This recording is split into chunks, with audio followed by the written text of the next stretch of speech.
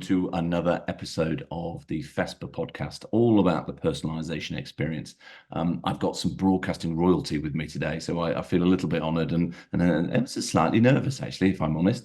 My guest today, for those of you who are fans of the NFL, particularly in Europe, will have seen this man's face before as he fronts the presentation and hosts the coverage of Sky Sports NFL coverage. He's also, I'm taken to understand, a brand new Taylor Swift fan after his experiences at the Super Bowl recently in Las Vegas, which we'll ask him more about later on. Good afternoon, Neil Reynolds.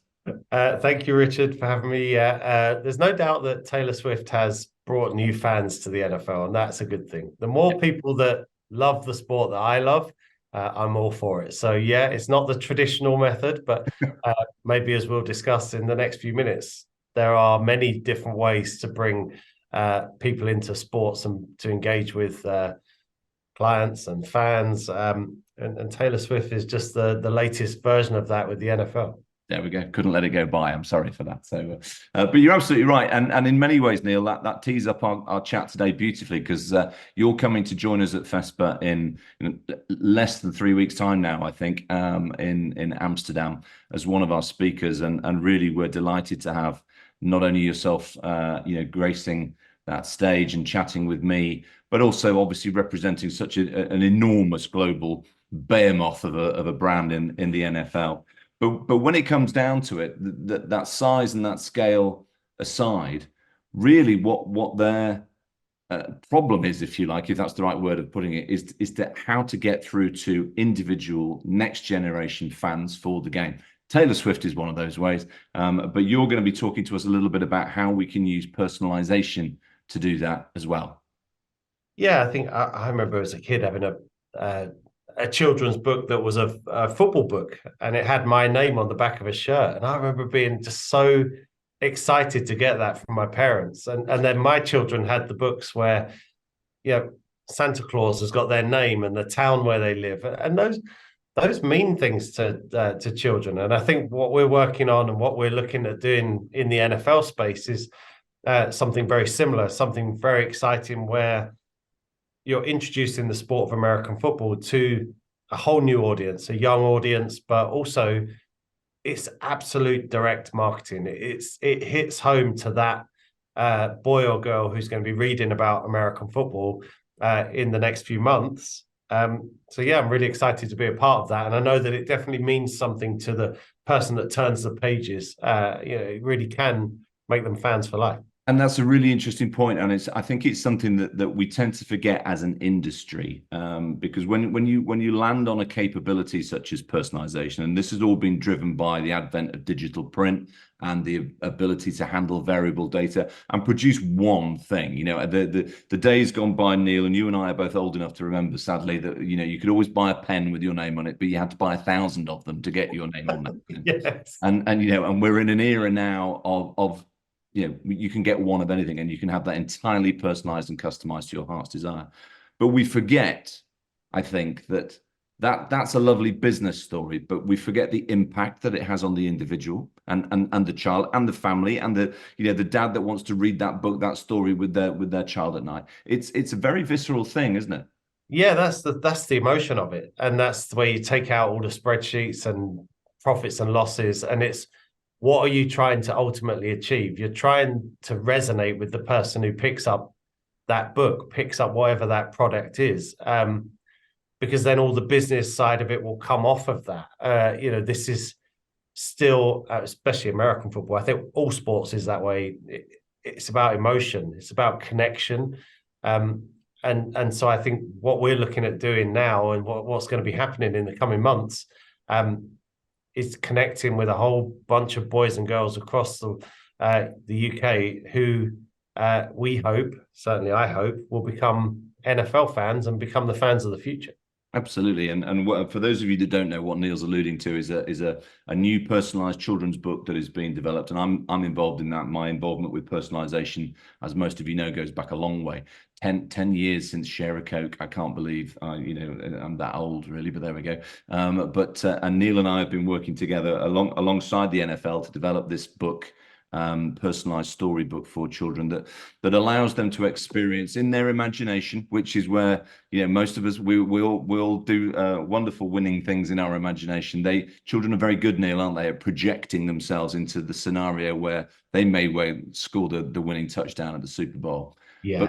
But the depth of that messaging is that you can just have a go. Permission to have a go and see whether that works, because we all remember the days of being kicked out in the garden and with a ball and don't come back until it's dark and that kind of thing. It doesn't happen anymore. And these books in many ways are designed to bring back those days a little bit and let those children experience those dreams. And let's be honest, you sat and witnessed the Super Bowl a couple of weeks ago. Patrick Mahomes, who we were just talking about, global superstar, but he started off dreaming of being one of those when he was 6 years old. Yeah, and that's my experience. I've been very privileged in terms of players I've been able to interview, all of the biggest names in the world of American football, and they start out the same way as our readers are now going to start out, as children who have a dream. And that was everyone who gets to the Super Bowl, they all talk about, well, that's what I used to dream of. I used to pretend I was throwing touchdown passes in the Super Bowl when I was in the back garden. And so, this book is something that allows the children to have that goal of playing in the NFL and chasing that dream. I always thought I was going to be Roy of the Rovers, scoring the winning goal at Wembley and all of that back in the day when I used to read my magazines. But what's wonderful, I think, about this is that it's laced with reality as well. So it talks in the book, and I don't know how much you want to kind of give, but it talks about the child playing flag football. Yeah. That's the huge entry point into this sport for the NFL. And it's only going to get bigger and bigger in the coming years because it's an Olympic sport in Los Angeles in 2028. So I like the fact that there's the glitz and glamour of the Super Bowl and how the book kind of progresses. But there's some reality there. It touches on flag football. It touches on the fact that games are played at Tottenham Hotspur Stadium, all just little pieces of foundational stuff to go along with the glitz and glamour. Tell me a little bit more about flag football then, because for those of us that are listening and watching today, they may not know what that means. So just explain a little bit more about flag for me. Yeah, so it's the fastest growing version of American football, a bit like tag rugby. They wear a belt, you pull the flag instead of tackling, 5-a-side. NFL has a huge program going on across the United Kingdom that targets primary school boys and girls. So it's all teams are mixed. So boys and girls play alongside each other because it's non-contact. And they've moved that into secondary schools as well. There's an annual competition with the final being held at Tottenham every year. And so it's a wonderful way into the sport. My daughters have played it. My son played 2 years of flag football before he went on and played kitted football. Now he coaches with the NFL in their international player pathway program. So, it's a great entry point for the sport. I think we're seeing more and more. The Jacksonville Jaguars do a great job as well. They've got their own program here in the UK. So between them and NFL UK, the Chicago Bears and the New York Jets had a girls-only flag football league running last year as well. So all these kids are coming into the sport this way. And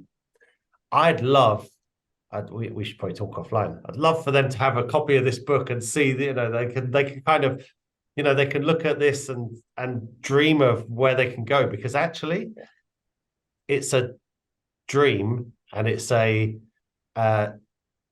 long shot. Absolutely. Of course it is, to get to the very top. But what we've laid out in this book is the actual genuine pathway to the very top. I think that's a really good point, and I've said this a number of times about personalized books for children are so much focused on fantasy, and as I keep saying, you're never going to ride a unicorn, you're not going to fight a dragon. I'm really sorry to tell everybody, but there aren't fairies at the bottom of the garden. But with these books, the plausible dream, if you like, is that if you try and if you practice and if you get your head down and you put some effort in and you learn a little bit about resilience and what have you, there's the smallest chance, but it remains a chance that you too could score that winning touchdown. Yeah, and I love that. I love that. I think especially when you're a child and you pick up something, it does take you to different places. Whether you're going to be Han Solo or Luke Skywalker, or fight Emperor Ming. Up, crikey, I'm dating myself You now, but really are there, yeah. I know. But that's what it's about. It's about kind of picking something up and being able to drift off. And where we're taking people with this book is where you can actually get to with all the things you talked about, with all the things that the NFL talks about: integrity, resilience, character, effort, all of that. So it's a really exciting project to be a part of. It really has been a lot of fun, and I do think it's going to bring new fans into the game. Well, I hope so too. And it really does describe how personalization at its best can bring the child along for the whole journey. It's not just your name on a book. It's not just your name on a bar of chocolate. For my sins, it's not just your name on a bottle of Coca-Cola. Those were wonderful things in and of themselves. But I think what we hopefully are creating here with these books for you is an ecosystem, a world, if you like, that child can see themselves within. And whatever the sport, and I know we're talking about the NFL, but realistically, sport is one of those wonderful things, isn't it? That actually is multi-generational. You can take your kids and your grandkids to the game and enjoy it as a family. There's very few things in life you can do that. It's not music, it's not film, it's not Right. TV. Taste is so subjective across those sort of media, but with sport, it's the starting point, isn't it, for so many children? If my granddad's a Leicester Tigers fan, then I'm a Leicester Tigers fan, and that's. I read a great stat actually, Neil, that you'll love. That children make their decision about who they're going to support between the ages of 4 and 7, and they never change their mind. So this is the moment, isn't it, for Yeah. organizations such as the NFL to get the attention by using personalization of that generation. And that was one thing I hadn't really seen the product used across other sports until we met, and you showed me everything that you guys have done, and doing it with the RFU and doing it with rugby, and so I hadn't seen it. But what I liked about it the most, which is a big part of it, and especially again, I go back to talking to NFL players. They always say, "Oh, it takes a village to get you to the NFL." It's family, it's friends. What I like about these books is the family is involved. The child is getting whispered advice by a family member, and that's part of sports. Sports is community, isn't it? Sports is kind of family. It's about sharing those passions, sharing those loves. I became an NFL fan because my dad was sitting watching on Channel 4.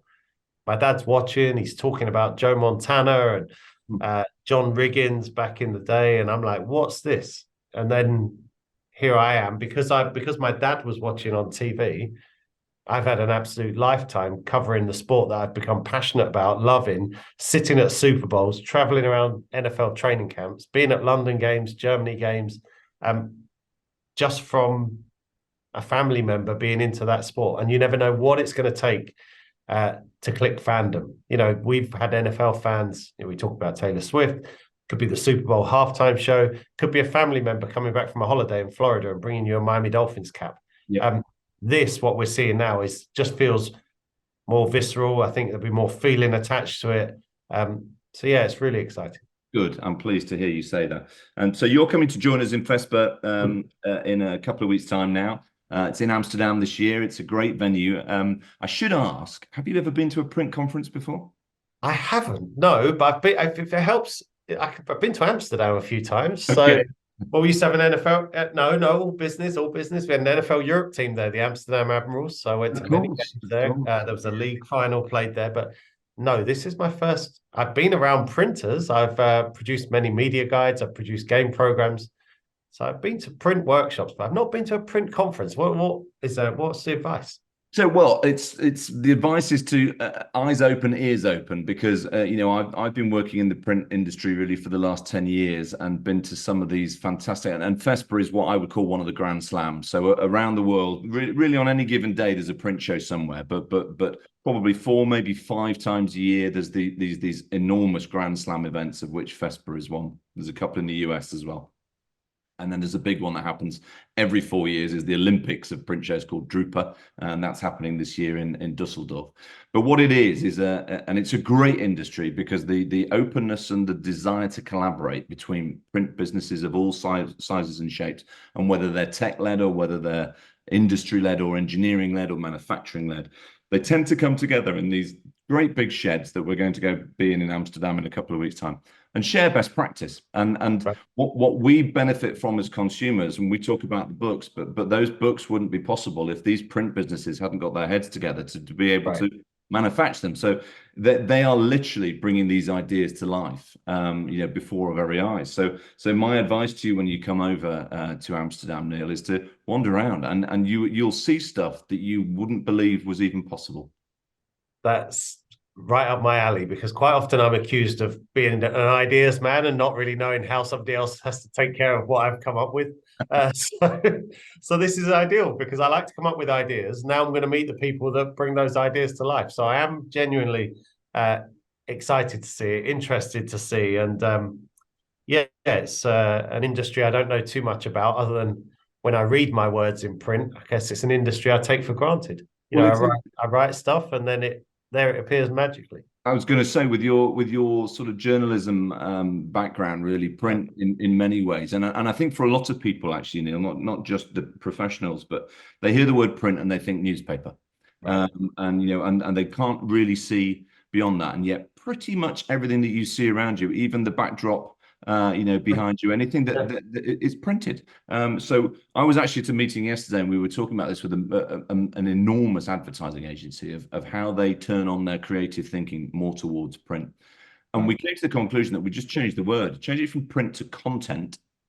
And we live in a content-driven world, don't we? So if people hear that, they tend to lean in to find out how interesting that is. So another piece of advice to you, I think, was when you come over, is to look at the sort of content that print can create. What it can do, yeah. Yeah. Yeah. And it really is, we still get excited about turning the page. We still get excited about receiving stuff. It's a very tangible. Yep. If you could look for one thing, you say you're an ideas man. And don't give the idea away because it might not be patented yet, but what would you be looking for somebody to be able to do? Oh my goodness. I don't know. I actually haven't really thought of that. Put you on the spot there, haven't I? You have. I mean, I know there are these kind of things out there. So these are the things that I really like as a journalist. I like to still get my hands on something. So I like to turn a page of a book. I have a Kindle, but I read 99% of books. So I like to carry it around. I like the pages. I still don't mind a newspaper. I like reading a magazine. I guess for me, I always recognize that things go digitally as well. So I don't know how good page turning things are on tablets and phones and things like that. Those are kind of things that fascinate me, is how do I take what make me feel like I'm reading a book or reading a magazine, but can I do it while I'm on the train? Yeah, it's interesting. I think you're going to enjoy what you find at FESPA in a couple of weeks' time. I'm looking forward to it. Yeah, it'd be Yes, great. well, me too. And the Personalisation Experience, which is our one-day conference that you're going to open for us as our keynote speaker in the morning. And I know you and I are going to sit on stage and chew the fat. So, we can expand upon some of the things that we talked about today. And then hopefully you'll enjoy the rest of the show while you're in town. But for now, Neil Reynolds, thank you so much for joining me today. I've discovered lots about you. Taylor Swift fan, as it turns out, a Flash Gordon fan as well. And I did not know that. But we can expand on some of these things when we meet in person. But for now, thank you very much for joining me on the FESPA podcast.